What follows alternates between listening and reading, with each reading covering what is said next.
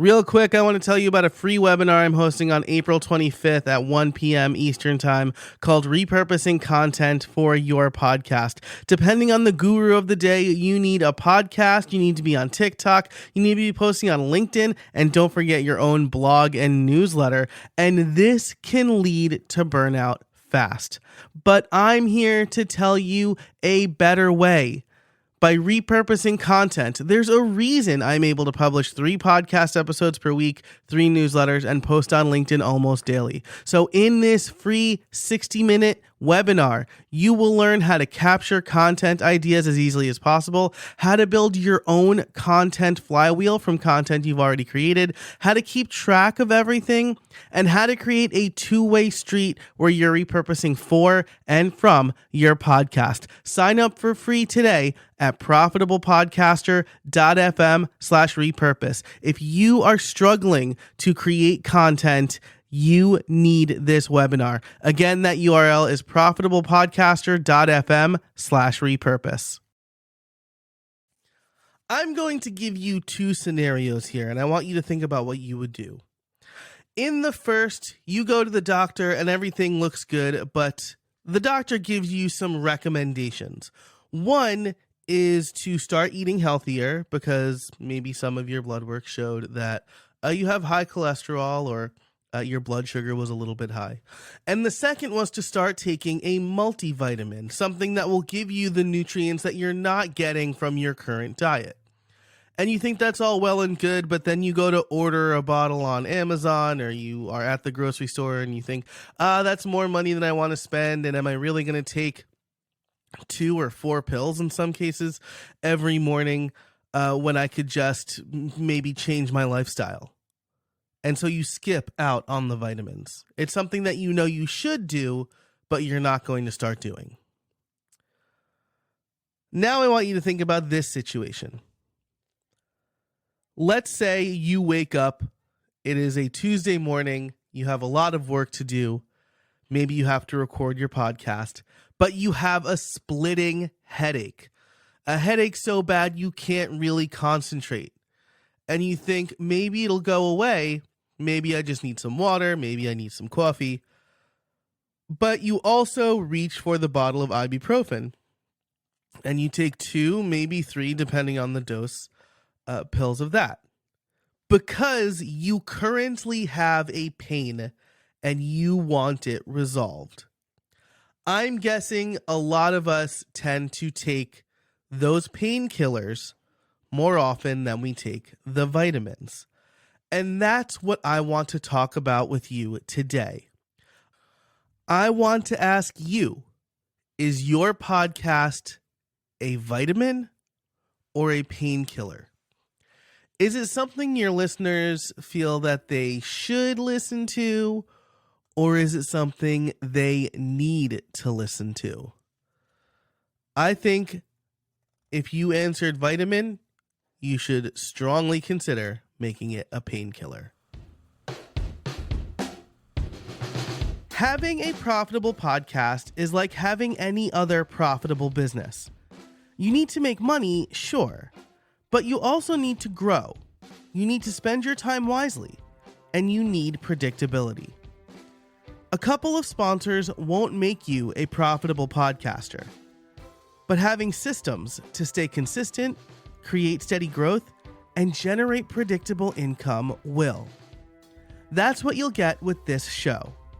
Hi, I'm your host, Joe Casabona, and my podcasts have been profitable from day one. I'll share everything I know with you here on The Profitable Podcaster. All right, I hope you're doing well. I want to tell you a little bit about vitamins and painkillers and why I think your podcast should be a painkiller. So this analogy is very often used when it comes to startups, businesses, or products. And there is a great article by Kyle Sandberg over on Medium that I will link to in the show notes for this episode, which you can find over at you can find it over at profitablepodcaster.fm/307. You can also find it in your podcast app of choice right now. But he talks about the difference between vitamins and painkillers, and he breaks it down in this neat little table, right? So a vitamin is a nice to have. It improves an existing solution, and it's something that you should do. Examples he uses are, this is very app-centric, technology-centric, and so the examples he gives are to-do list apps, fitness trackers, or the app next door. These are all nice to haves. They improve a solution, right? Some people would consider podcast transcripts a vitamin. I think it's a painkiller, but that's neither here nor there. So when you think about the things that you consume in your life, how many of them are nice to haves? How many improve an existing solution? Versus the painkiller. The painkiller is a need to have. It solves an unmet customer need. And it's something that the person, the customer, the listener wants to use. So examples he gives here are Google Maps, Amazon Echo, and Lyft and Uber. Again, these are maybe painkillers for him.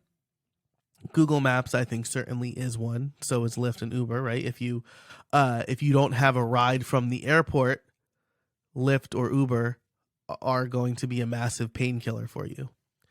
And then he goes on to talk about building killer products, right? And he asks you, what are your favorite products and what makes them so special? So he talks about his first iPhone, Spotify, Netflix, Overcast, and dark chocolate, right?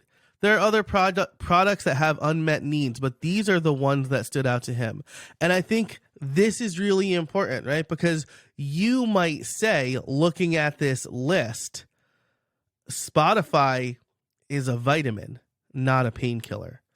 But he talks about the importance of streaming music and choosing the music that he wants to listen to, and how Spotify makes it easy for him to find that and find new music. So going into this, painkillers and vitamins are going to be subjective, right? So for me, I would say that my Stream Deck is a painkiller because it makes me do a lot of things. It helps me do a lot of things a lot easier than I normally would. I think Descript, which is what I'm recording this episode in, is a painkiller because editing a podcast is literally painful for me. I usually hire it out. I have an editor for my other podcast. But Descript makes editing this podcast a lot easier. So I want you to think about this. What is your podcast? Because here's the thing. Let's start here, actually. Think about the podcasts that you listen to. Are they for fun? Are they for growth? There's probably a mix. But if you're like 74% of podcast listeners, you listen to podcasts to learn new things. And I think that's why your podcast should be a painkiller. I've talked about the need for defining a mission statement. In that mission statement, the first thing we talk about is who you help and what problem you solve. This positions your podcast to be a painkiller. It should solve someone's problem to the point where they need to listen to every episode. One example of this for me was Nicholas Scalise's Landing Page School podcast.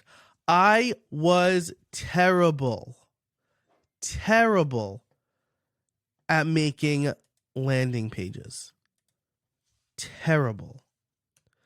But thanks to his podcast, I actually don't think he's producing it anymore, but it ran its course.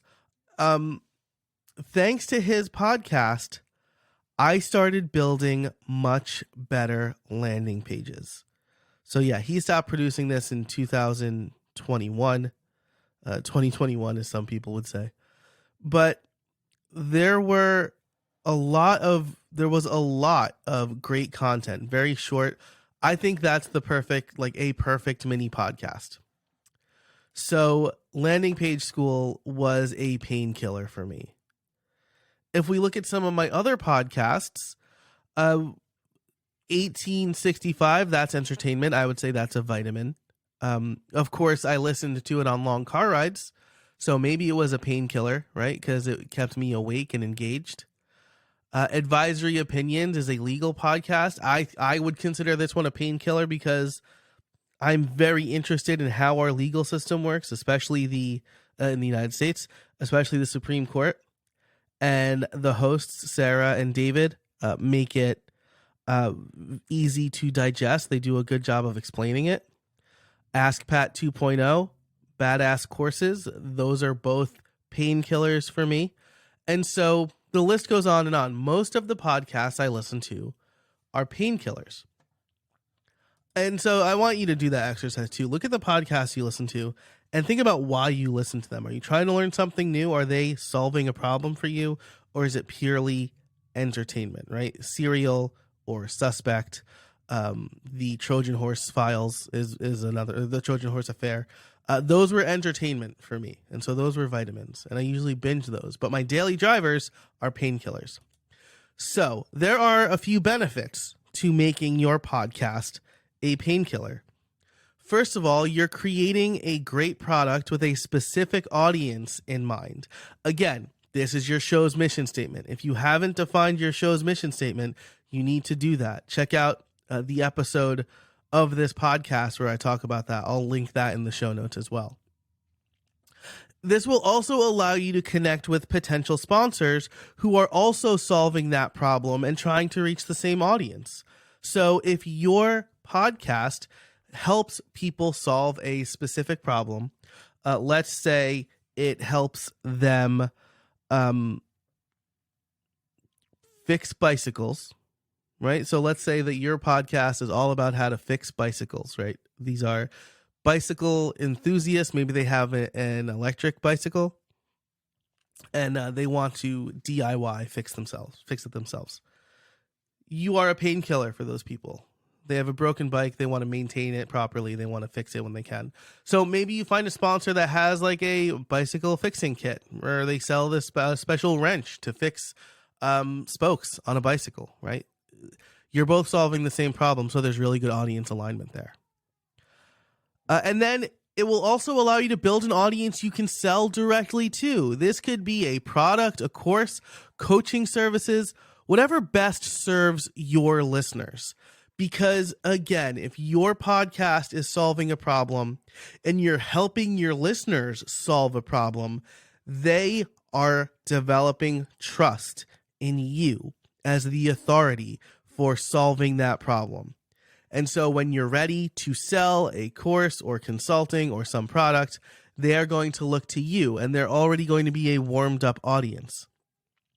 So by making your podcast a painkiller, you're telling people that you understand their struggle and you will help them.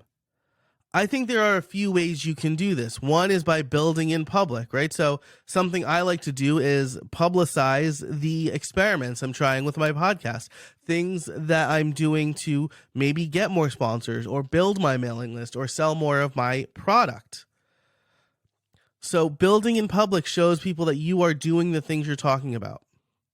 Number 2, answering questions you get from your audience. Some of my best content comes from that. People comment on my LinkedIn posts or my blog posts, or they email me with a question, and I put together those questions, and every so often I will do a listener feedback episode. You can do this by repurposing content. A little behind the scenes work, right? Here I am building in public. This episode is part of my newsletter already. I was thinking about what I wanted to talk about today, and this came up. I posted it on LinkedIn, almost verbatim from the newsletter, and it's being very well received. And so I thought this is a great topic to cover no matter what stage of podcasting someone's in, whether you're starting or whether you're 100 episodes in. You can make some small tweaks to make your podcast a painkiller. So repurpose your content. Show people what you're always talking about, right? Dickie Bush says you don't want to say 1,000 things. You want to say one thing 1,000 different ways. And then do case studies. For me on this show, we've had one. I have a few more lined up. But as far as case studies go, I'm doing live coaching calls, right? So I'm recording coaching calls I have, and I'm releasing them as episodes on this podcast. I'm also working on some content for success stories for people who have gone through the podcast Liftoff program or who have gotten one-on-one coaching with me. And then as a result, they've gotten a sponsor or they've launched their podcast. So these are the things that show people you understand their problem, you understand their struggles, and you can help them. A Painkiller podcast opens up lots of doors for direct and indirect monetization. It opens lots of doors for you to be a consistent podcaster, to put the right systems in place, to get to a point where you are batching your content because you are talking about problems you know how to solve. This is why I think a mini podcast is great, and I think your mini podcast should be a painkiller. This, I believe, is the path for most people to a profitable podcast. So that's it for this episode. I hope you liked it. Let me know. Write in at profitablepodcaster.fm/feedback. Tell me, is your podcast a vitamin or a painkiller? Have I convinced you to turn your podcast into a painkiller? Again, that link was profitablepodcaster.fm/feedback. Thanks so much for listening. You can find all of the show notes over at profitablepodcaster.fm/307. And until next time, I can't wait to see what you make.